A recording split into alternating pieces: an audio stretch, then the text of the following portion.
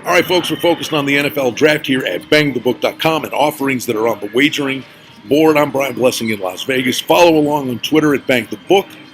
And, of course, the sports betting podcast with our pal Adam Burke, available to you with great information all week long. I love doing this stuff. It's kind of an off-the-wall thing.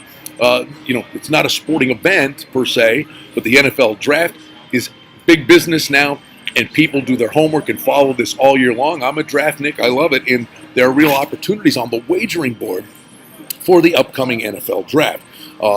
Offensive or defensive players to go in the first round. Defensive players, minus 1.5 players, is minus $1.25. We know the quarterbacks are going to go. We know that Barkley's going to go.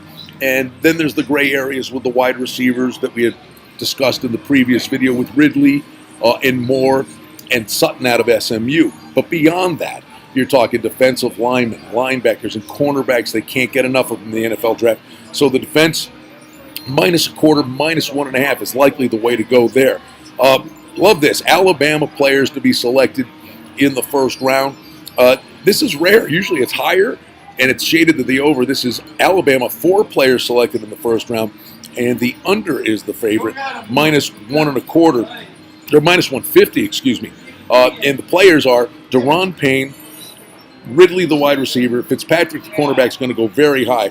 The wild card is Rashaan Evans, really going to first round. And I don't know if the fifth guy that actually surfaces here, I would actually look at the under there, although you are laying pretty significant juice. Now, a Georgia player selected in the first round is over 1.5, and that's a huge favorite, minus 260, because with Georgia, Roquan Smith is certainly going to go, and Isaiah Wynn, the guard's going to go.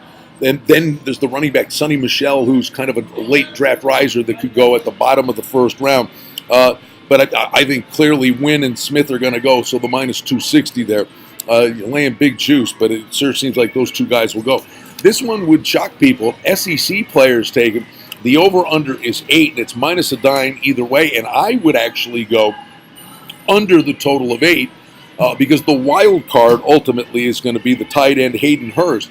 And, boy, some teams will do it, but, a lot of times if there's a position in the NFL draft, unless the guy's an absolute beast, that will drop and all of a sudden be a diamond in the rough and fall to the second round, would be a tight end.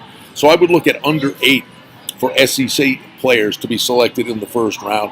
And the Big Ten is over 5.5, over $1.20. So you break it down by conferences, you can break it down by position. There are head-to-head matchups. There are all kinds of wagering opportunities on the board for the NFL draft. And literally, you're sitting there, you think you're in a catbird seat, and all of a sudden you hear the announcement, the commissioner walks up to the podium, there's been a trade, and all of a sudden you got to catch your breath because, wait a minute, what just happened? Who did somebody move up to get?